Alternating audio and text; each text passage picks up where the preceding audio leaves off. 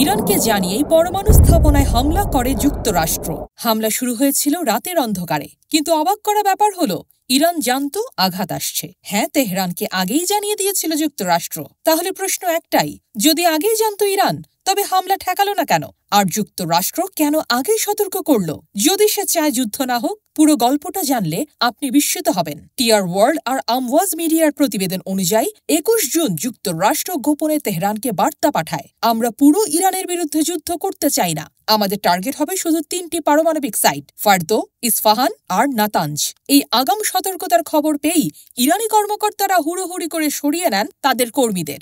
সমৃদ্ধ ইউরেনিয়াম মজুদও গোপন জায়গায় সংরক্ষিত করা হয়। কিন্তু আশ্চর্যজনকভাবে এই বড় ঘটনাটিকে এখনো পর্যন্ত যুক্তরাষ্ট্র কিংবা ইরান কেউই স্বীকার করেনি। অন্যদিকে যুক্তরাজ্যের বাণিজ্য সচিব জনাথন রেনল্ডস জানাচ্ছেন, লন্ডনকে হামলার আগে জানানো হয়েছিল। হামলার দিন ৩টি B-2 স্পিরিট বোমারু বিমান ছুটে যায় ফার্দো স্থাপনার দিকে।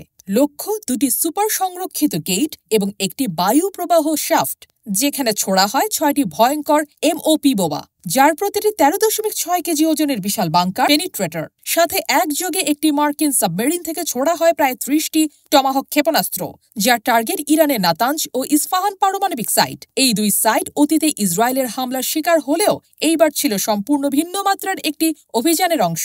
এখন প্রশ্ন, যদি যুক্তরাষ্ট্র সরাসরি যুদ্ধ না চায়, তবে কেনই ভয়াবহ অস্ত্রের ব্যবহার? আর ইরান, যারা আগেই জানত আক্রমণের কথা, তারা কেনই বা পাল্টা আঘাত হানেনি?